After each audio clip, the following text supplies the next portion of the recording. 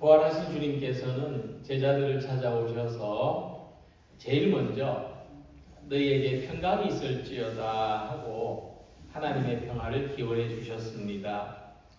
오늘 2025년에 부활절 예배를 드리는 우리 모든 성도님들에게 하나님의 평화가 있으시기를 기원합니다. 예수님이 부활하신 때부터 지금까지 예수님의 부활을 두고 항상 있어왔던 논쟁점은 예수님의 부활이 꾸며낸 이야기인가 실제 사실인가 하는 것이었습니다. 이런 사실은 복음서에도 잘 기록되어 있는데 그의 제자들이 밤에 와서 우리가 잘 때에 그를 도둑질하여 갔다 하라 하는 이 마태복음 28장 13절의 말씀과 같이 예수님의 부활을 믿지 않으려고 하는 사람들은 제자들이 예수님의 시신을 훔쳐갔다는 거짓 소문을 퍼뜨렸습니다. 그들은 예수님의 부활이 꾸며낸 이야기라는 것을 주장하고 싶었던 것 같습니다. 하지만 그때부터 지금까지 예수님을 주님으로 믿는 사람들은 예수님의 부활이 사실이라고 하는 것을 의심하지 않고 받아들였으며 예수님의 제자들은 물론 부활하신 예수님을 직접 만난 사람들이 아주 많았다는 것을 성경에 기록하고 있습니다. 특히 주님의 교회가 예수님의 부활을 사실로 증언했던 중요한 이유 중에 한 가지는 오늘 우리가 예수님의 부활을 믿음으로써 우리의 삶에도 부활의 능력을 체험하기 때문입니다. 예수님의 부활은 그것을 믿는 사람들에게서 실제로 경험되었고 이 경험을 근거로 예수님이 부활하셨다고 증언되었기 때문에 오늘까지도 예수님의 부활이 실제 사실로 전해지고 있는 것입니다. 그래서 우리는 매주일 이렇게 우리의 신앙을 고백합니다. 몸의 부활과 영생을 믿습니다. 그러니까 우리의 몸의 부활과 우리의 영혼이 사는 것은 하나의 고리로 연결되어 있는데 이 고리가 뭐냐면 예수님의 부활입니다. 예수님의 부활을 믿는 믿음의 고리 안에서 우리의 부활과 영생의 신앙이 연결되는 것입니다. 바울은 예수님의 부활이 우리에게 왜 중요한지를 이렇게 말씀합니다. 그리스도께서 만일 다시 살아나지 못하셨으면 우리가 전파하는 것도 헛것이요. 또 너희 믿음도 헛것이요. 또 우리가 하나님의 거짓 증인으로 발견될 것이다. 자, 이 말씀을 통해서 복음의 내용과 우리 믿음은 예수님의 부활이 가지는 진실성 위에 근거하고 있다는 것입니다. 만약 예수님의 부활이 없었다면 예수님에 대한 믿음도 복음의 선포도 교회도 예배도 복음을 전하는 일도 없었을 것입니다. 이 모든 사실은 예수님의 부활에서 기록됩니다. 그래서 우리는 예수님의 부활이 오늘 우리에게 어떤 의미로 연결되며 우리는 예수님의 부활을 믿는 믿음으로 말미암아 하나님을 향한 믿음 생활에 어떤 유익을 얻을 수 있는지 함께 말씀을 생각해 보며 은혜를 나누고자 합니다. 먼저 예수님의 부활은 근본적으로 예수님 자신이 스스로 다시 살아난 것이 아니라 십자가에서 죽으신 후에 매장된 예수님을 하나님이 다시 살리신, 다시 일으키신 사건이라고 하는 것입니다. 그래서 부활신앙은 죽은 자를 다시 살리시는 하나님의 권능에 대한 신앙입니다. 그래서 부활신앙이 하나님에 대한 믿음을 더 깊게 줍니다.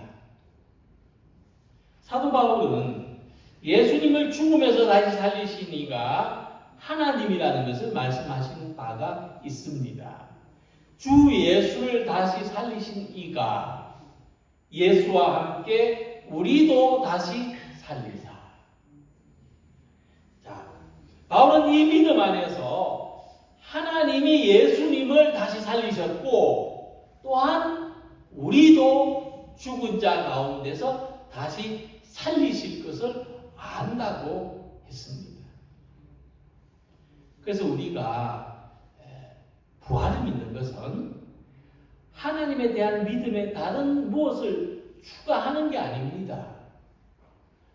부활을 믿는 것은 음식을 만들 때 더 맛있으라고 첨가하는 조미료 같은 게 아닙니다.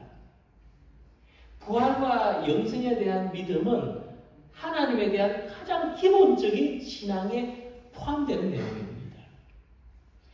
하나님이 계신 것을 믿으면 당연히 부활과 영생도 믿음이 되는 것입니다. 그렇기 때문에 부활에 대한 믿음은 오히려 하나님에 대한 믿음을 시험하는 시험대입니다. 부활을 믿는 것은 하나님을 믿는 것이고 부활을 믿지 못하는 것은 죽은 자를 다시 살리시는 능력과 권세를 가지신 하나님을 믿지 못하는 것이 됩니다.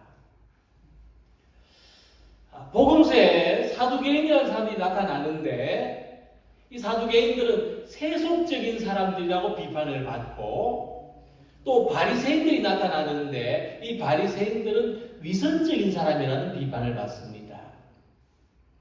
사두개인들이 세속적이라는 것은 그들이 이 하나님께서 역사를 주관하신다는 것을 믿지 않았다는 거예요.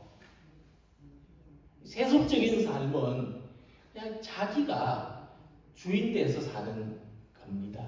하나님을 역사의 주인으로 믿지 않는 거예요. 그게 세속적인 신앙입니다. 근데 바리새인들이 이제 위선적이라는 것은 뭐냐 하면 말하고 행동이 달랐던 거예요. 바리새인들은 말은 아주 바른 말 하면서 자기 행동은 그렇게 하지 않았던 사람들입니다. 자, 그런데 이 세속적인 신앙을 가진 사두개인들의 특징이 뭐냐 하면 부활을 믿지 않는 겁니다. 사두개인들은 부활을 믿지 않았어요. 부활이 없다고 주장하는 사두개인. 그러니까 부활을 믿지 않았다는 것은 하나님의 능력을 제한해서 믿는 겁니다. 하나님을 온전히 하나님으로 다 믿지 않아요. 자기들이 생각해서 믿을 수 있는 부분만 믿는 겁니다. 그래서 그들은 세속적이었다. 그들의 삶이 세속적일 수밖에 없었다는 겁니다. 그래서 오늘 우리가 부활을 믿는 것은 하나님을 온전히 믿는 것이며 하나님에 대한 온전한 신앙은 어떤 거냐면 하나님은 하나님에게 속한 것 중에 그 어떤 것 하나도 버리지 아니하신다. 우리의 생명이 하나님께 속한 것 같이 하나님은 우리의 어떤 한 사람의 생명도 버리지 아니하신다 하는 것입니다. 예수님 말씀하시기를 하나님은 우리의 머리털 하나까지도 헤아리신다고 했습니다. 우리의 몸과 우리의 몸에 깃들어 있는 생명까지 이 모든 것이 하나님께서 창조하신 것입니다. 예수님의 부활하심으로 말미암아 하나님 우편으로 다시 올라가신 것처럼 예수님의 부활을 믿는 우리들도 부활을 통하여 온전한 존재가 되어서 하나님께로 다시 돌아가는 겁니다. 그래서 바울은 이렇게 소망했습니다. 어떻게 해서든지 죽은 자 가운데서 부활에 이르려 하노니. 이것은 단순히 내가 다시 살고 싶다는 그런 어떤 생에 대한 집착이나 욕망으로 이해할 차원의 말씀이 아닙니다. 내가 온전해진 존재로서 하나님께 돌아가고 싶다. 하나님 안에서 영원한 삶을 살아가고 싶다 하는 소망입니다. 하나님을 믿는 사람으로서 우리에겐 부활과 영생이 있습니다. 우리는 소망합니다. 이 불완전한 삶, 불완전한 몸을 이기고 온전히 하나님께 속하고 싶다. 하나님과 함께 영원토록 살아가고 싶다. 이 믿음으로 살아가는 모든 성도님들이 되시기를 기원합니다. 두 번째로 부활을 믿는 것은 예수님에 대한 우리의 믿음을 확증하는 겁니다. 무슨 말이냐면 우리는 십자가에 죽으신 예수님을 믿는 게 아니에요. 십자가에서 죽으시고 다시 살아나신 예수님을 믿는 겁니다. 우리 신앙은 이렇게 나누어질 수 없어요. 이런 이유로 우리의 신앙은 슬픔 위에 자리 잡고 있는 것이 아니라 기쁨 위에 자리 잡고 있습니다. 우리 신앙은 기쁨을 터잡고 있습니다. 물론 삶은 슬픈 일이기도 합니다. 그러나 우리가 영원히 비관적이거나 영세적이지 않은 것은 오히려 우리가 희망이 있고 소망이 있는 것은 부활의 신앙 때문입니다.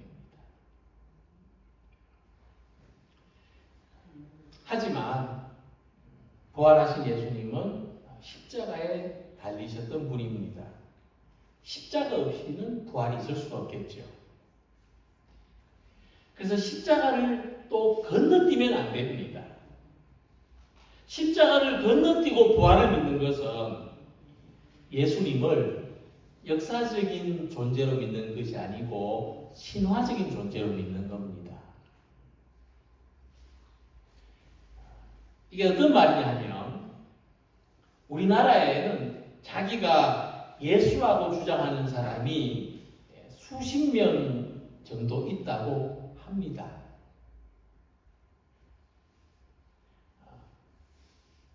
그러나 십자가에서 죽으신 예수님은 한 분밖에 없습니다. 이제 우리가 이런 분별이 돼야 됩니다. 세상에는 자기가 예수라고 주장하는 사람이 수십 명 있는데 특히 우리나라에 그렇게 많은데 십자가에서 죽으신 예수님은 한 분밖에 없습니다. 그러니까 세상에는 제2, 제3의 예수가 있을 수 없습니다. 그러니까 우리가 십자가에서 죽으신 예수의 부활을 믿는 것은 예수님을 역사상 유일한 한 분으로 믿는 것입니다. 우린 예수님의 복제품을 믿는 게 아닙니다. 예수님 한 분을 믿는 것이죠. 그래서 우리가 부활을 믿는 것은 또 어떤 의미가 있느냐 하면 우리 삶에도 십자가와 같은 고난이 있습니다. 어려운 환경이 있습니다. 그러나 그것을 극복하는 것을 말합니다. 우리는 그 십자가와 그 고난을 극복할 수 있습니다. 우리가 예수님의 부활을 믿고 또한 우리 자신의 부활과 영생을 믿는다고 해서 완전히 다 이룬 삶은 아닙니다. 그래서 바울이 말씀했습니다. 내가 이미 얻었다 함도 아니요 온전히 이루었다 함도 아니라 오직 내가 그리스도 예수께 잡힌 바 된 그것을 잡으려고 달려가노라. 그러니까 우리는 지금 고난 속에서 어려운 환경 속에서 살고 있지만 그것을 건너뛰는 것이 아니고 여전히 그것을 통과하면서 삶의 완성을 향하여 달려가고 있다는 겁니다. 우리는 여전히 우리의 삶에 대한 책임과 의무가 있습니다. 그것을 건너뛰면 안 됩니다. 하나님을 사랑하고 이웃을 사랑하면서 부활과 영원한 생명에 대한 소망을 가지고 살아가야 할 저와 우리 모두의 사명이 있는 겁니다. 달리기 선수가 주어진 코스를 완주해야 되죠. 50m, 100m 당연히 나간 사람은 100m 다 달려야 되고요. 1000m 나간 사람은 1000m 다 달려야 돼요. 어떤 올림픽 경기인가 거기에서 달리기 선수가 달리다가 중간에 다리 힘줄이 상해버렸어요. 근데 이 선수가요, 그 고통을 참으면서 끝까지 걸어서 가고 기어서 가고 나중엔 아버지 부축을 받아서 가는 것을 보면서 굉장히 감동을 받았어요. 야, 정말 스포츠 정신이 저런 것이구나 하는 그런 경험이 있었습니다. 이같이 우리에게 주어진 길을 끝까지 완주해야 됩니다. 그러기 위해서 우리는 예수님은 어떻게 달려오셨는지를 바라봐야 합니다. 우리도 예수님과 같이 살아가기를 소망해야 됩니다. 예수님께서는 약한 사람, 아픈 사람, 가난한 사람, 소외되고 심지어 도덕적으로 실패한 사람도 똑같이 대하셨습니다. 예수님은 한없는 사랑으로 용서하시고 원수들조차도 배제하지 않는 사랑을 베푸셨습니다. 그리고 모든 규범과 계명들은 그것이 목적이 아니라 사람을 위해서 존재하는 것이라고 가르치셨습니다. 최선을 다해서 하나님의 뜻을 향하여 살아가셨습니다. 이런 예수님을 믿고 이런 예수님을 따르는 사람들에게 그리스도인이라는 이름을 주셨습니다. 그래서 우리는 예수님이 그렇게 사셨던 것처럼 부활의 신앙은 십자가를 건너뛸 수 없고 십자가가 없는 부활의 믿음은 없다는 것을 생각해야 되겠습니다. 그래서 우리에게는 부활의 생명을 얻기 위하여 달려가는 일이 남아 있습니다. 우리에게 달려가야 될 일이 남아 있어요. 그러나 우리의 삶은 마지막이 십자가가 아니라 죽음이 아니라 부활입니다. 우리가 부활의 생명에 이르기 위해서 더 열심히 달려갈 수, 더 바른 길로 가고자 할 수, 부활의 생명은 점점 더 현실적으로 우리에게 다가옵니다. 이런 이유 때문에 바울은 부활의 생명과 더 가까워지기 위해서 현실적으로 부활의 생명을 경험하기 위해서 복음을 전하고 사랑을 나누고 생명을 살리는 일에 최선을 다해서 달렸습니다. 오늘도 우리의 삶도 부활의 생명이 우리 안에서 현실적으로 경험되도록 예수 그리스도를 바라보면서 믿음의 길을 열심히 끝까지 잘 달려가는 성도들이 되시기를 바랍니다. 그리고 사도 바울은 고린도후서 6장 8절 아래서 부활의 능력이 나타나는 삶을 이렇게 표현했습니다. 우리는 속이는 자 같으나 참되고 무명한 자 같으나 유명한 자, 죽는 자 같으나 보라 우리가 살아있고 징계를 받는 자 같으나 죽임을 당하지 아니하고 근심하는 자 같으나 항상 기뻐하고 가난한 자 같으나 많은 사람을 부유하게 하고 아무것도 없는 자 같으나 모든 것을 가진 자로다.